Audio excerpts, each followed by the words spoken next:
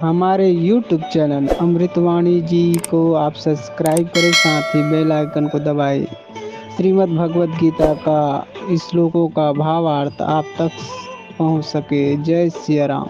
अनंत विजयम राजा कुंती पुत्रो युधिष्ठिर नकुल सहदेवश्च सुघोष मणिपुष्पकौ। कुंती पुत्र राजा युधिष्ठिर ने अनंत विजय नामक शंख बजाया तथा नकुल और सहदेव ने सुघोष और मणिपुष्पक नामक शंख बजाए। व्याख्या। अनंत विजयम राजा कुंती पुत्रो युधिष्ठिर नकुल सहदेवश्च सुघोष मणिपुष्पकौ। अर्जुन, भीम और युधिष्ठिर ये तीनों कुंती के पुत्र थे तथा नकुल और सहदेव ये दोनों माद्री के पुत्र हैं। यह विभाग दिखाने के लिए या युधिष्ठिर के लिए कुंती पुत्र विशेषण दिया गया। युधिष्ठिर को राजा कहने का तात्पर्य है कि युधिष्ठिर जी वनवास के पहले अपने आधे राज्य इंद्रप्रस्थ के राजा ही तो थे और नियम के अनुसार 12 बरस वनवास और 1 वर्ष का अज्ञातवास के बाद वे राजा होने चाहिए थे। राजा विशेषण देकर संजय यह भी संकेत करना चाहते हैं कि आगे चलकर महाराज युधिष्ठिर ही संपूर्ण पृथ्वी मंडल के राजा होंगे। काश्यश्च परमेश्वासः शिखंडी च महारथ धृष्टद्युम्नो विराटश्च सात्यकीश्च पराजितः द्रुपदो द्रौपदेयाश्च सर्वशः पृथिवीपते सौभद्रश्च महाबाहु शंखान् दद्मुः पृथक पृथक। हे राजन, श्रेष्ठ धनुष वाले काशीराज और महारथी शिखंडी तथा धृष्टद्युम्न एवं राजा विराट और अजय सात्यकी, राजा द्रुपद और द्रौपदी के 5 पुत्र तथा लंबी लंबी भुजाओं वाले सुभद्रा पुत्र अभिमन्यु, इन सभी ने सब ओर से अलग अलग अपने अपने शंख बजाए। व्याख्या। काश्यश्च परमेश्वास है शिखंडी च महारथ है धृष्टद्युम्नो विराटश्च सात्यकीश्च पराजित है द्रुपदो द्रौपदेयाश्च सर्वशः पृथ्वीपते सौभद्रश्च महाबाहु शंखान् दद्मुः पृथक पृथक। महारथी शिखंडी बहुत शूरवीर, पहले जन्म में स्त्री काशीराज की कन्या अंबा और इस जन्म में भी राजा द्रुपद को पुत्री के रूप से प्राप्त हुआ था। आगे चलकर यही शिखंडी स्थूणाकरण नामक यक्ष से पुरुषत्व प्राप्त करके पुरुष बना। भीष्म जी इन सब बातों को जानते थे और शिखंडी को स्त्री ही समझते थे, इस कारण वे इस पर बाण नहीं चलाते थे। अर्जुन ने युद्ध के समय इसी को आगे करके भीष्म पर बाण चलाए और उनको रथ से नीचे गिरा दिया। अर्जुन का पुत्र अभिमन्यु बहुत शूरवीर था। युद्ध के समय इसने द्रोण निर्मित चक्रव्यूह में घुसकर अपने पराक्रम से बहुत से वीरों का संहार किया। अंत में कौरव सेना के 6 मार्थियों ने इसको अन्याय पूर्वक घेर कर इस पर शस्त्र अस्त्र चलाए। दुशासन पुत्र के द्वारा सिर पर गदा का प्रहार होने से इसकी मृत्यु हो गई। संजय ने शंख वादन के वर्णन में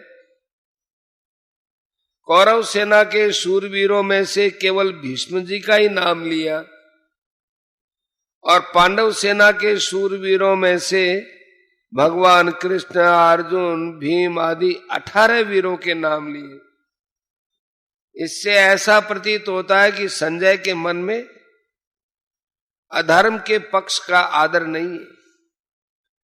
इसलिए वे अधर्म का पक्ष का अधिक वर्णन करना उचित नहीं समझते थे, परंतु उनके मन में धर्म के पक्ष माने पांडव सेना का आदर होने से और भगवान श्री कृष्ण तथा पांडवों के प्रति आदर भाव होने से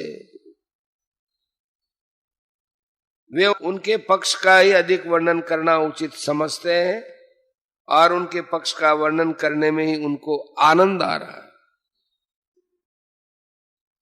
सघोषो धार्तराष्ट्राणाम हृदयानि व्यदारयत् नभश्च पृथिवीं चैव तुमुलो व्यनुनादयन्। और पांडव सेना के शंखों के उस भयंकर शब्द ने आकाश और पृथ्वी को भी गुंजाते हुए अन्याय पूर्वक राज्य हड़पने वाले दुर्योधन आदि के हृदय विदीर्ण कर दिए। व्याख्या। सघोषो धार्तराष्ट्राणाम हृदयानि व्यदारयत् नभश्च पृथ्वीं चैव तुमुलो व्यनुनादयन्। पांडव सेना की वह शंख ध्वनि इतनी विशाल, गहरी, ऊंची और भयंकर हुई कि उस ध्वनि प्रतिध्वनि से पृथ्वी और आकाश के बीच का भाग गूंज उठा। उस शब्द से अन्याय पूर्वक राज्य को हड़पने वाले के और उनकी सहायता के लिए उनके पक्ष में खड़े हुए राजाओं के हृदय विदीर्ण हो गए। तात्पर्य यह है कि हृदय को किसी अस्त्र शस्त्र से विदीर्ण करने जैसी पीड़ा नहीं, वैसी पीड़ा उनके हृदय में शंख ध्वनि से भी हो गई। उस शंख ध्वनि ने कौरव सेना के हृदय में युद्ध का जो उत्साह था, बल था, उसको कमजोर बना दिया, जिससे उनके हृदय में पांडव सेना का भय उत्पन्न हो गया। संजय ये बातें धृतराष्ट्र को सुना रहे हैं। धृतराष्ट्र के सामने ही संजय का धृतराष्ट्र के पुत्रों अथवा संबंधियों के हृदय विदीर्ण कर दिए ऐसा कहना सभ्यता पूर्ण और युक्ति संगत नहीं मालूम देता। इसलिए संजय को धार्तराष्ट्राणाम न कहकर तावकीना नाम, आपके पुत्रों अथवा संबंधियों के, ऐसा कहना चाहिए था, क्योंकि ऐसा कहना ही सभ्यता है। इस दृष्टि से यह धार्तराष्ट्राणाम पद का अर्थ जिन्होंने अन्याय पूर्वक राज्य को धारण किया है ऐसा लेना युक्ति संगत और सभ्यता पूर्ण मालूम देता है। अन्याय का पक्ष लेने से ही उनके हृदय विदीर्ण हो गए। इस दृष्टि से भी यह अर्थ लेना ही युक्ति संगत मालूम देता है।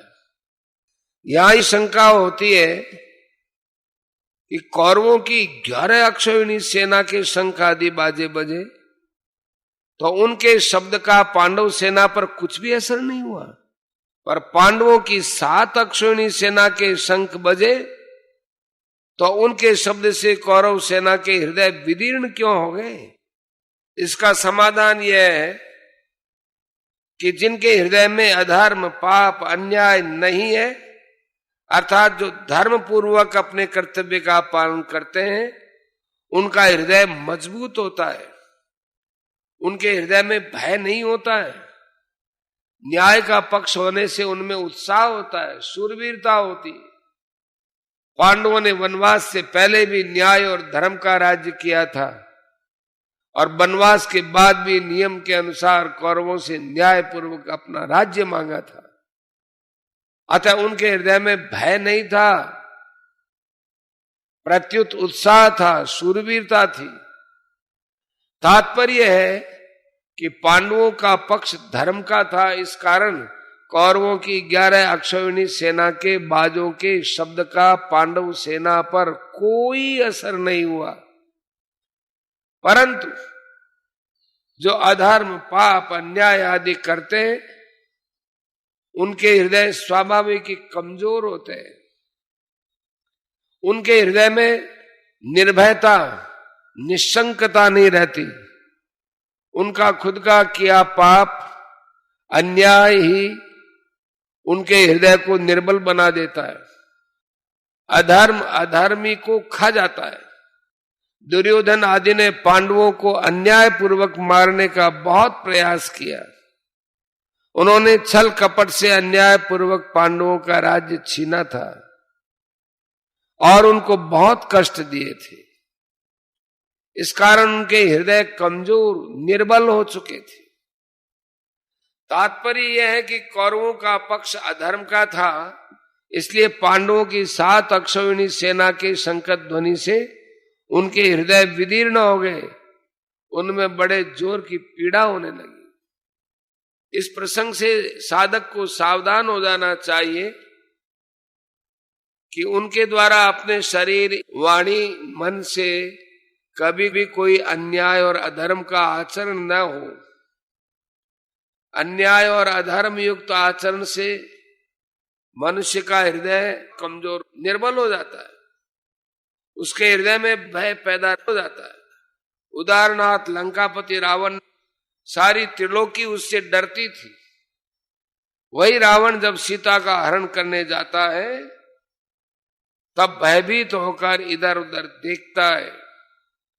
सून बीच 10 कंदर देखा, आवा निकट जति के बेखा। जाके डर सुर असुर डेराई, निशिन नींद नहीं अन्न न खाई। 110 शीश स्वान की नाई, इतउत चितई चला भड़ी आई। इमि कुपंथ पग देत खगेसा, रहन तेज तन बुद्धि बल लेसा।